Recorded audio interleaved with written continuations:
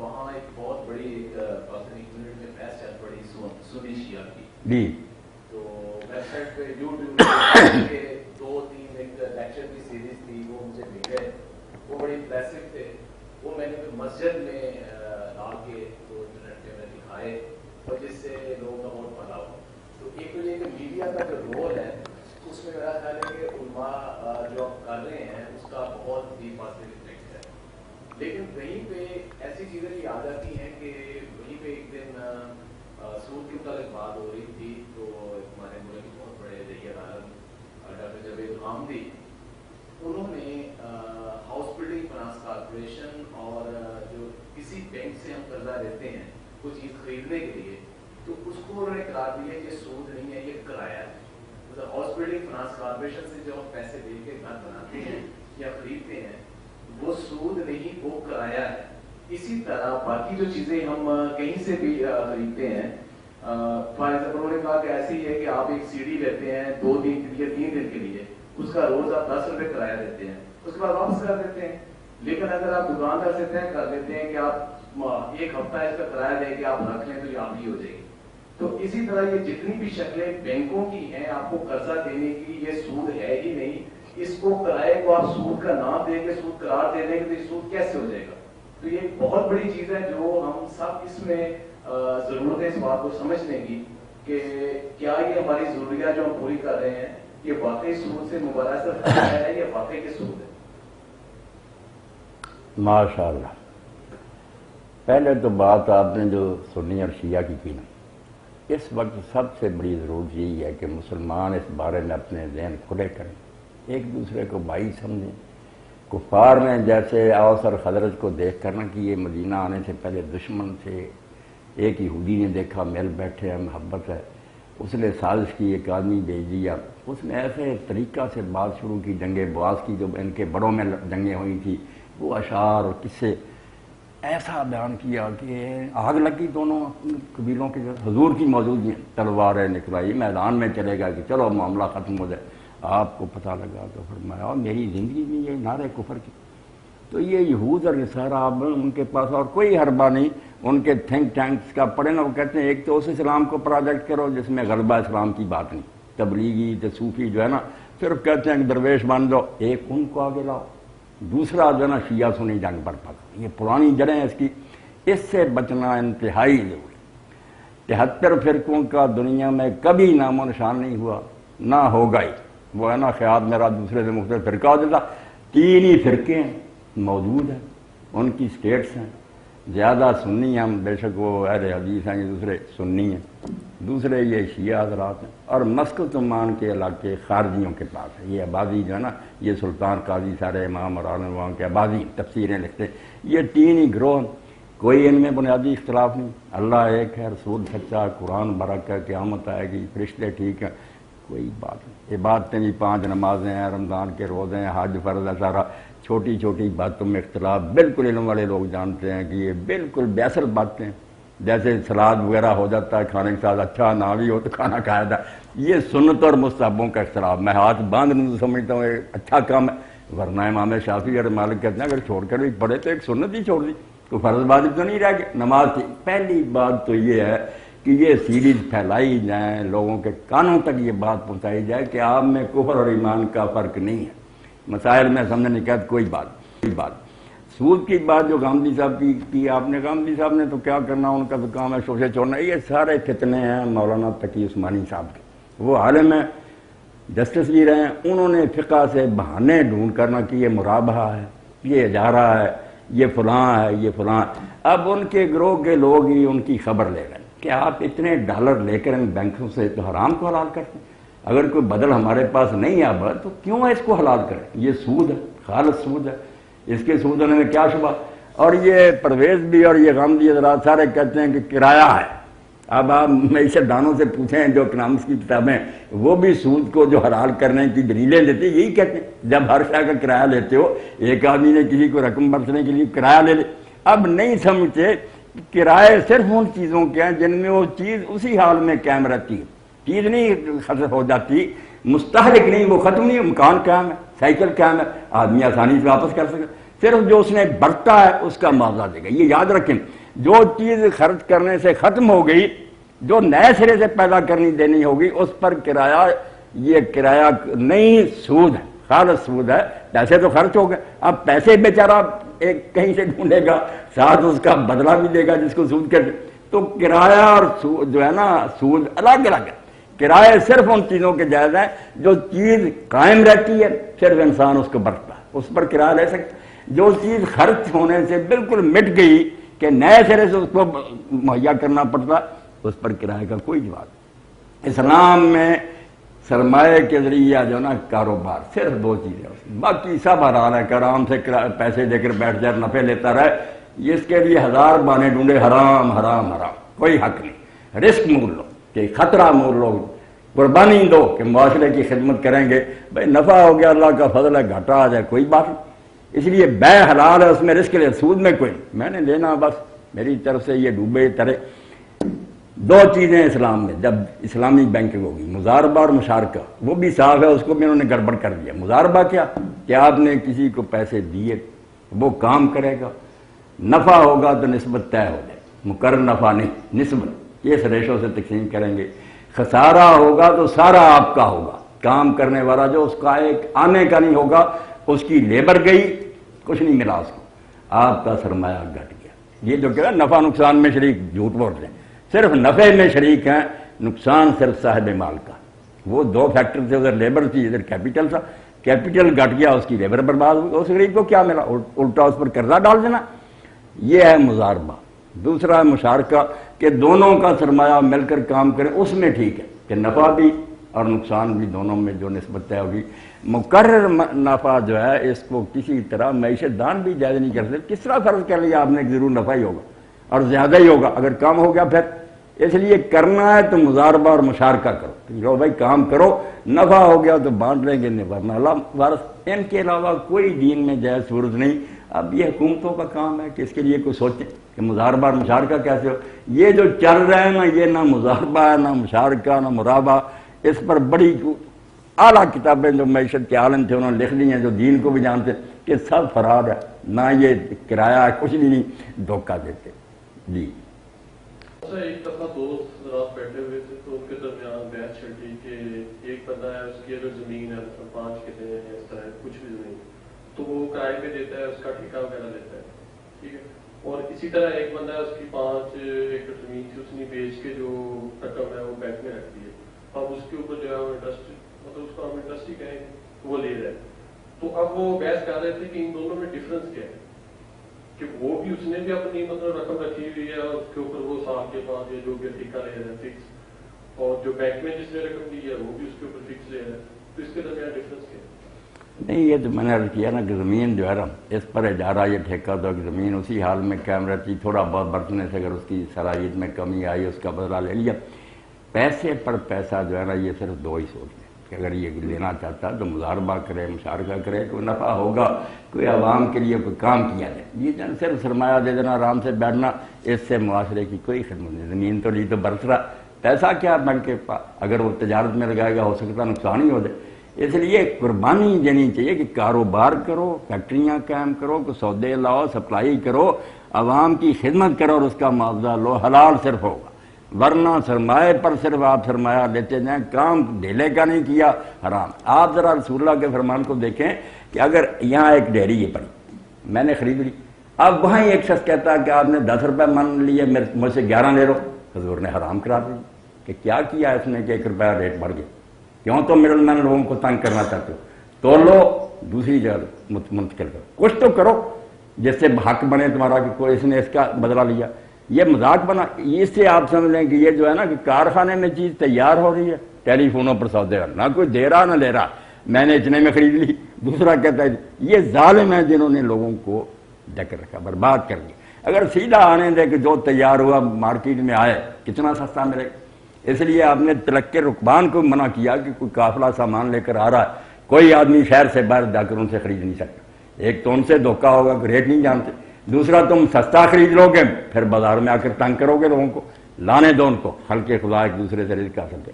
اسلام کا نظام معیشت جو اس کو سمجھیں تو پھر یہ ہے نا کرائے وغیرہ یہ سود کوئی سمجھ نہیں آتی کہ جس نے کوئی کام ہی نہیں کیا، کوئی معاشرے کی خدمت سر انجام نہیں، صرف پیسے دے دیے کہ اور نفع لیتا پھرتا۔ زمین تو ہے، آپ دیکھ لیں زمین وہ کاشت کرتا، اس سے بڑا کمائی کرتا، پیسوں پر کوئی ضروری نہیں کہ ضرور کمائے یا نقصان ہی ہو جائے۔ اور ادھر بھی ٹھیکے کے بارے میں آپ ذرا شریف مسئلہ بھی سمجھیں، اگر ٹھیکے پر دیے یا آپ نے باغ بیچ ہی دیا، دیکھیں اللہ کا رسول کتنا مہربان، اس کو بھی کہا کہ اگر ایسی کوئی آفت آ گئی جس کی توقع کسی کو نہیں، قدرتی طور پر ریٹ کا اتار چڑھاؤ کوئی بات، مگر کوئی ایسا یا اللہ باری ہوئی، کوئی کیڑا پڑ گیا، دوسرا برباد ہوگی فصل، تو اللہ کے رسول نے حالانکہ سودا ہوا تھا، باغ والے کو کہا یار تم اپنے بھائی کا مال کس بدلے میں لے رہا، جو پیسے لے رہا تو کیا تیرے باغ سے اس نے نفع کمایا؟ یہ دین کی بات کر رہا ہوں، اسی لیے میں کہتا ہوں اسلام کو دین سمجھو نا، پھر پتہ چلے کتنا یہ مذہب دھرم کی بات ہے، فلاں فرقہ زندگی گزارنے کے فرمایا اتنا ہی اس کو بذل جوائے، جتنا نقصان ہو گیا وہ چھوڑنا پڑے گا، یہ کوئی نہیں کہ تم اس سے پوری رقم لے لو، اس غریب نے تیرے مال نفع ہو جائے تو برکت ہے، اگر ایسی بربادی ہو جائے کہ ایسی آفت آ گئی جس کی توقع کسی فریق کو نہیں، فرمایا وہ سارا کام کرنا پڑے گا۔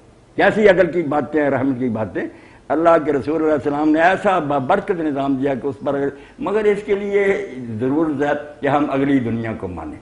اگر نظر یہیں تک ہوگی نا کہ بابر بیش کوش یار ہم دوبارہ نہیں مزے اڑاؤ، دنیا پھر کب کا موقع ہے، پھر تو کرپشن نہیں روک سکتے، آپ جی چاہے جتنے مرضی علوم پڑھا لیں، لوگوں کو مہذب بنائیں، نہیں، جس کا آپ دیکھتے ہیں کارپوریشنوں کے چیئرمین، بینکوں کے مینیجر پکڑے جا رہے ہیں، کروڑوں کا پکڑ، بھئی خوف خدا نہیں، علم کیا ان کا بنائے گا، بگڑتے جائیں گے، راستے ڈھونڈ لیں گے اس طرح ڈاکے مارنے۔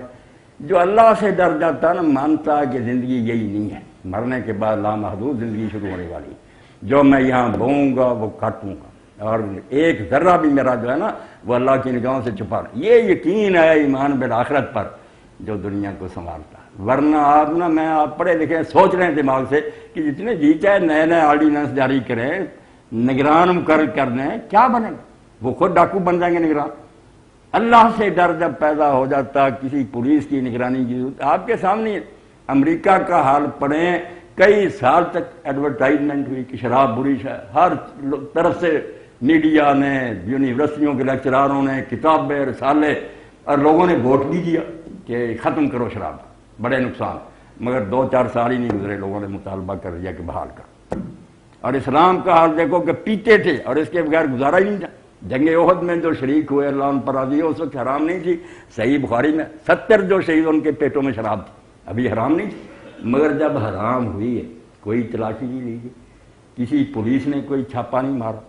حضرت انس رضی اللہ عنہ فرماتے ہیں میں اپنے جو میرے دوسرے والد تھے، ان کی والدہ نے دوسرا ابو طلحہ رضی اللہ عنہ کے گھر میں پلا رہا تھا، لوگ پی رہے تھے، منادی جو تھا بازار میں سے گزرا، اس نے کہا لوگو شراب حرام کر دی، جس کے منہ سے لگی تھی اس نے کہہ کر دی، پیالے توڑ دیے، برتن توڑ دیے، پانی کی طرح بہہ رہی تھی، اور اب بھی مسلم معاشرہ میں سب سے کم شراب نوشی، ٹھیک ہے بگڑ گئے لوگ، مگر ساری دنیا کا جائیداد پھر بھی کم پیتے ہو گئے چھپ کر، باقی ساری دنیا پڑھی لکھی سب کچھ ہے، ایکسیڈنٹ ہوتے ہیں، مانتی عدالتیں کہ زیادہ ایکسیڈنٹ یار شراب نوشی سے ہو رہا ہے یہ، مگر نہیں، باز نہیں آ سکتی۔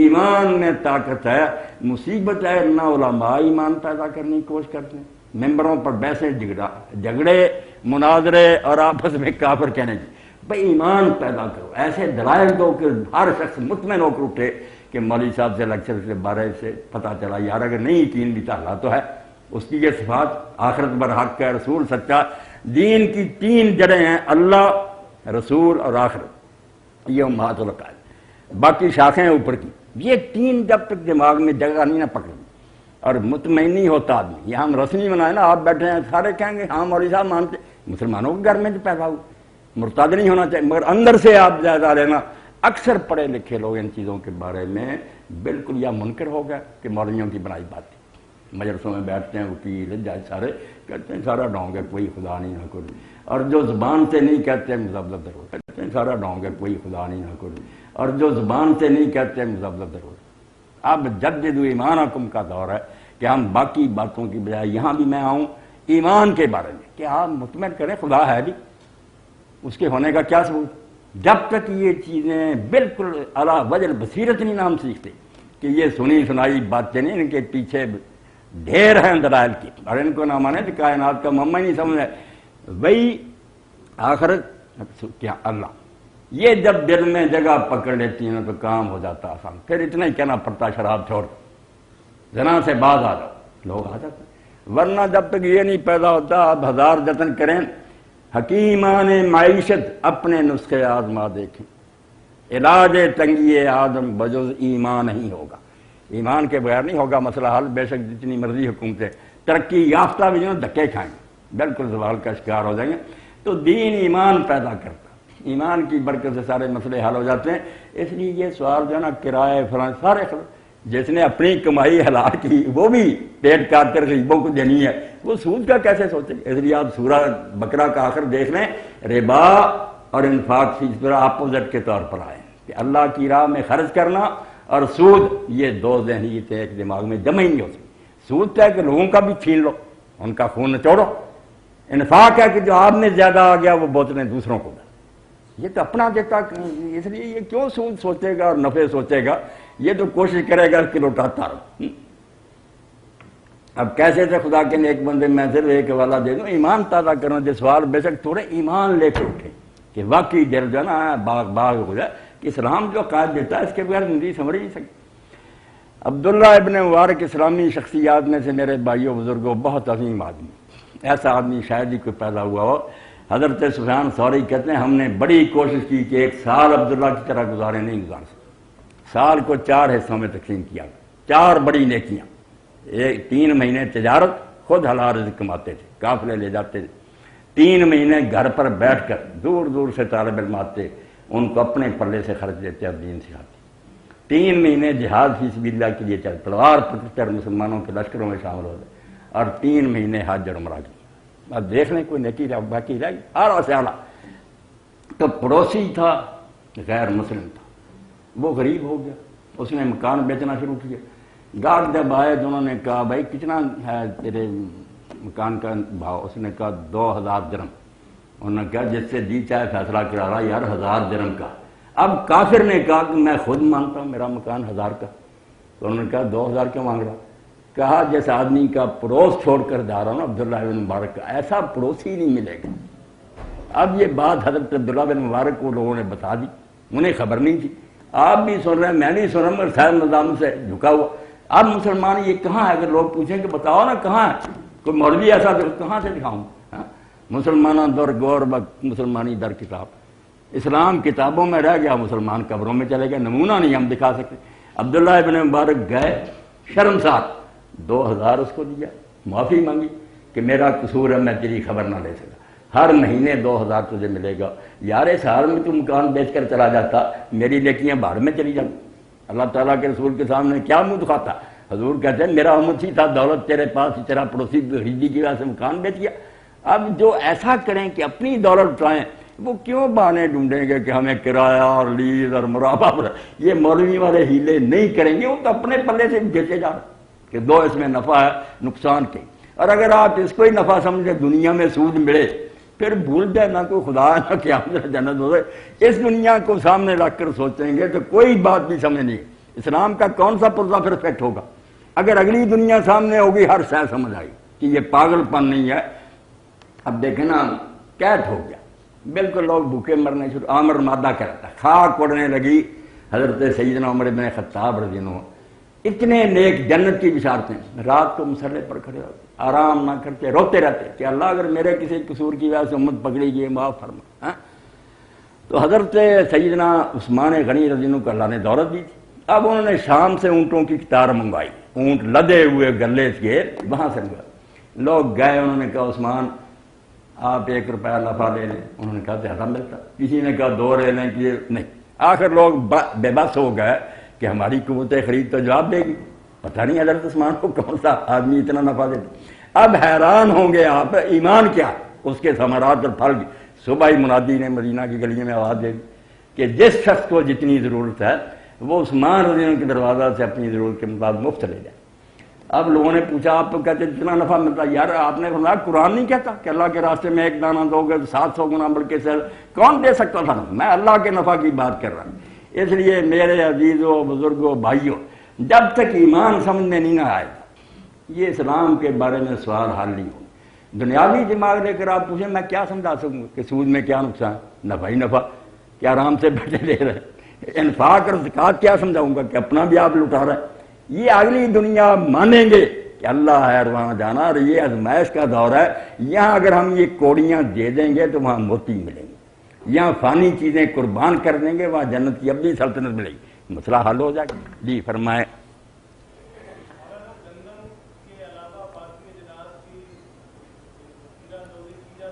ہاں یہ بھی ڈاکٹر صاحب آپ نے بہت اچھا پوچھا. اللہ تعالیٰ ان ملاؤں کی حالت پر رحم کرے. انہوں نے اپنی طرف سے لوگوں کو بتا دیا کہ غلہ نہ تم روکو، اس کو نہ بند کرو، باقی جتنی ضروریات ہیں دوائیاں ہیں اور بے شک سٹاک کر لو، لوگ تنگ ہو جائیں، مہنگائی ہو جائے، یہ حرام نہیں، یہ احتکار نہیں، ہولڈنگ نہیں، بالکل ظالم دین کو بدنام کرتے ہیں. ہر وہ شے جس کی بندوں کو ضرورت ہے اس کو اگر کوئی آدمی روکتا اور چاہتا کہ ریٹ بڑھ جائے، اس نے رزق حرام کمایا. آپ سود تو نہ رہے، ڈاکو ہے، چور ہے، اور ان ڈاکوؤں سے بڑا ڈاکو ہے، وہ تو رانیاں بدماشی کرتے ہیں تو اس سے بڑھ کر بدماشی کر رہے. آپ یقین جان لیں سب سے بڑی بات جو اصول کی طرف کہ جب تجارت والا کہے گا نا کہ چیز کسی طرح مہنگی ہو جائے، یہ اس کے ذہن میں بھی آ گیا، اس کا رزق حرام ہوگا. مومن کی خواہش یہ ہونی چاہیے کہ ریٹ جو ہے نا یہ نیچے. یہ سوال آپ دونوں تجارتوں کا فرق سمجھ کہ مومن تجارت کرے گا جائز منافع یار ہو جائے کہ کاروبار بھی چلتا رہے گزارا، ورنہ رقص نیچے آنے چاہیے. جو غلا کی توقع رکھے کہ اوپر جائیں، بے ایمان آدمی، خلق خدا کا دشمن ہے. بہانوں کی کیا بات ہے کہ مولوی سے فتویٰ لیتا، تیری نیت گندی ہے، تو خلق خدا کو تنگ کرنا چاہتا. ریٹ نیچے آنا چاہیے. میں حیران ہوں کہ حضرت عبداللہ ابن جریر ابن عبداللہ البجلی رضی اللہ، یہ یمن کے شہزادے تھے، بالکل آخری زمانہ میں آپ پر ایمان لائیں. جب وہ آ رہے تھے نا یمن سے، حضور کو اطلاع ملی. آپ نے خطبہ دیتے ہوئے کہا کہ ابھی مسجد میں ایک شخص داخل ہونے والا جس کی پیشانی پر بادشاہ کا نور ہے، وہ شہزادہ. جب آئے آپ نے خطبہ چھوڑ دیا، نیچے کرسی پر بیٹھ کے اس کے ساتھ باتیں کی، اسلام لائے. اسلام لاتے وقت حضرت جریر سے صرف 3 اقرار آپ نے دیے کہ نماز باقاعدگی سے ادا کرنا، زکوٰۃ دینی، والنصح لکل مسلم. یہ ایک پرنسپل سمجھا دیا کہ کبھی بد فتوے کی کیا کہ کسی مسلمان کے خلاف تیرے دل میں کھوٹ نہیں ہونا دیا، خیر خائی جو اپنے لیے پسند کرتا وہ. اب وقت آیا، اللہ کے رسول علیہ السلام دنیا سے تشریف لے گئے. حضرت جریر کا ملازم جنگل میں پھر رہا تھا، تو اس نے گھوڑا ساتھ تھا، ایک دیہاتی سے سودا کرے، 300 درہم جو تھے نا طے ہو گئے. وہ کہنے لگا چل میرے مالک کو ادا کر گھوڑا لے گا. جب وہ لے کر آیا اور آپ کو بتایا کہ 300 میں سودا کر، آپ نے فرمایا کہ بھائی نہیں، بدلو سے میرا گھوڑا اتنے کا نہیں. اب اس نے تو سوچا دنیاوی لحاظ سے کہ یہ کچھ اور پیسے کا، انہوں نے کہا حضرت کچھ اور ہے. فرمایا نہیں، تجھے غلط سمجھ میں آئی، اس نے پیسے زیادہ لے لیے، کام کرتے گئے. آپ حیران ہوں گے جب بہت تھوڑے پیسے رہ گئے تو آپ نے فرمایا ہاں میرا گھوڑا اتنے کا لے گا. اور ساتھ کہا کہ دنیا تو مجھے ہم کہے گی کہ جریر کو کاروبار کرنی ہے، مگر میں نے جو رسول اللہ سے بیعت کی تھی کہ مسلمان کی خیر خواہی کرنی، میں سمجھتا ہوں کہ اگر میں گھوڑا لینے جاتا تو اتنے کا لیتا جتنے میں دیا. اگر میں زیادہ پیسے لے لیتا تو جو حضور کے ہاتھ میں ہاتھ رکھا تھا وہ تو برباد ہوتا. یہ ایمان تھا جس کی وجہ سے دنیا اسلام کے اندر فوج در فوج آئی. لشکر نہیں گیا، یہ ملائیشیا اور انڈونیشیا جائے، کون اسلامی لشکر گیا؟ کوئی فوج نہیں گئی. ہماری سرحدوں میں زیادہ سے زیادہ چین تک گئے تھے، باقی ساری دنیا میں جتنے یہ جزائر بھرے ہوئے اسلام میں سارے لوگ تاجر گئے. ان کا لوگوں نے دیکھا، دیانتدار، کسی چیز میں فریب نہیں، سچے لوگ جو سوچنے لگے کہ کون سا دین ہے یار جس نے انہیں ایسا بنا دیا. اب جب ہم وہ نہیں دکھاتے تو جیسے صدیقی صاحب کہہ رہے تھے مناظرے کریں، بم برسائیں، لڑتے پھریں، کیسے دنیا اسلام کو مانے؟ کوئی اسلام کا نمونہ بھی تو کہیں ہونا چاہیے. یہ انقلاب آیا سوشلسٹوں کا رشیا میں تو اس وقت مولانا عبید اللہ سندھی رحمۃ اللہ علیہ وہاں گئے. اب انہوں نے کہا سٹارن لینن سے کہ آپ اتنی دنیا ماری مگر غریب کا مسئلہ پھر بھی حل نہیں ہوا، اسلام یہ نظام دیتا. انہوں نے سننے کے بعد کہا یہ بات مولانا آ کر ہندوستان کے علماء کے سامنے کی، رو رہے تھے. کہا میں نے جب بتایا تو انہوں نے کہا مولانا ہمارے دماغوں میں کوئی بھوس نہیں بھرا ہوا، ہمیں سمجھ آتی ہے، بہت عمدہ اصول ہے، مگر اتنے ملک اب بھی آپ کے آزاد ہیں، کہیں بتایا نا کہ یہ اسلام چل رہا تھا کہ ہم اپنے وقت وہاں بھیجیں. اگر یہ برکتیں وہاں ہوگی تو ہم کیوں نہیں اس کو درآمد کریں گے؟ تو مولانا کہتے ہیں میں نے جب یہ بات سنی تو سوائے اس کے کہ میری داڑھی پر آنسو بہہ گئے، میں رو پڑا، میں کوئی جواب نہیں دے سکتا. اب پلے تو ہے کوئی، اتنے ملک کے سب غلام ہیں، ڈکٹیشن لیتے ہیں، ان سے زیادہ برا نظام ہے ان کا، تو کیا اسلام کا نمونہ دیں؟ اس کی طرف آتے ہیں. علماء آپس میں جھگڑ رہے ہیں، ایک دوسرے کو کافر کہتے ہیں، ان کا یہی کارنامہ دین ہے ملا فیسی اللہ فساد، لڑاتے رہو مارتے رہو. وہابی گستاخ ہیں، وہ کہتے ہیں بریلوی مشرق ہیں، وہ کہتے ہیں شیعہ کہتے ہیں. مرو، کفار خوش ہے، وہ آگ میں اور ایندھن ڈالو. اسلام کا نمونہ پیدا کریں. کہاں لوگ اپنی آسائش کے لیے اور سہولت کے لیے سود پر بینک سے گاڑی لے لیتے ہیں، اور بینکوں نے بھی آج کل یہ کہنا شروع کر دیا کہ ہم آپ یہ سمجھیں کہ گاڑی آپ کو کرائے پر دیں. یعنی سود کا نام کبھی تو انہوں نے منافع رکھا، اور کبھی آج کل انہوں نے اجارہ اس کا نام رکھ دیا کہ آپ کرائے پہ ہم سے لے رہے ہیں. تو اس کے بارے میں شرع کیا حکم ہے؟ آدمی کے ذہن میں وعیدیں ہوں جو سود کے بارے میں اللہ رسول نے ارشاد فرمائی ہیں. ایک درم سود کا ماں سے زنا کرنے سے بھی 36 گنا زیادہ گناہ ہے. تو پھر یہ ہیلے اور بہانے جو لوگ بناتے ہیں نا سود کو جائز کرنے کے لیے، اس سے توبہ کریں. کسی شکل میں بھی اگر نام بدل کر یا اس کو کوئی دوسری شکل دے کر سود کو جائز کرنا چاہتے ہیں نا تو اس کا کوئی نہیں جواز دین میں. اور پھر آسائش کے لیے ایسا کوئی آدمی جو مر رہا اس کا کوئی گزارا نہیں ہوتا، وہ مجبوری کی وجہ سے قرض لے لیتا اور اس پر سود بیچارہ ادا کرے، تو شاید اضطرار کی صورت میں کہ جیسے مردار ہو جاتا ہے حلال، اس کے لیے اللہ معافی کا کوئی سامان کر دے. باقی اچھے بڑے امیر لوگ خواہ گاڑیاں خریدتے جاتے ہیں اور عیاشی کے سامان، تو یہ کوئی نہ مجبوری ہے نہ ضرورت ہے، ضرورت نے تو ان کی پہلے پوری ہو رہی. سود جیسی لعنت میں بالکل مبتلا نہ ہو، اس کا گناہ بہت بڑا.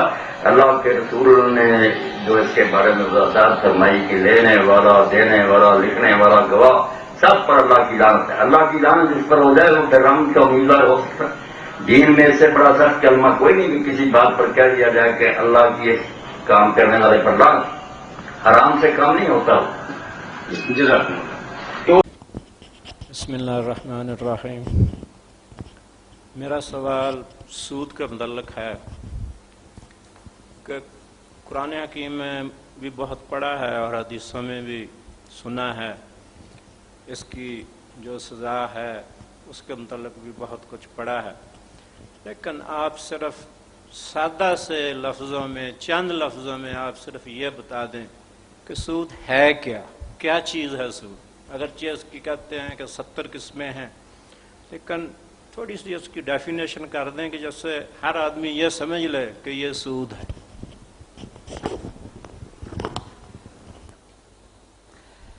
بہت اچھا سوال کیا کہ اللہ تعالیٰ نے جتنی سخت وعید سود کے بارے میں بیان فرمائی، شاید ہی کسی جرم کے بارے میں بیان فرمائی کہ اللہ رسول سے جنگ کا، اور وہ جرم جن کے بارے میں کہا کہ کلمہ گو بھی یہ کریں گے تو ہمیشہ دوزخ میں رہیں گے. ان میں سے ایک قتل ناحق ہے، اور ایک یہ بات ہے سود کی بہت بڑا جرم ہے.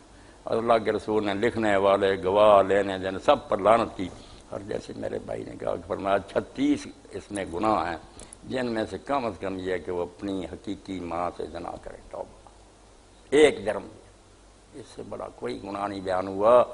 مگر اس کی تعریف جیسے کہ کہا نا لوگوں نے اس کو بھی جھگڑے کی بات بنا دیا کہ سود کیا نہیں. کچھ کہتے ہیں یہ بینکوں کا سود وغیرہ، یہ کاروباری جو ہے یہ سود کوئی نہیں، جو غریبوں سے لوگ لیتے تھے وہ سود ہے، یہ کوئی نہیں. اس میں بالکل جھوٹ بول رہے. آپ سادہ سی بات اپنے ذہن میں بٹھا لیں کہ جس سودے سے مقصد صرف تمویل ہے، مال سے مال ہی حاصل کرنا، پیسے سے پیسہ، وہ سب سود ہے، حرام، وہ نہیں اسلام میں جائے.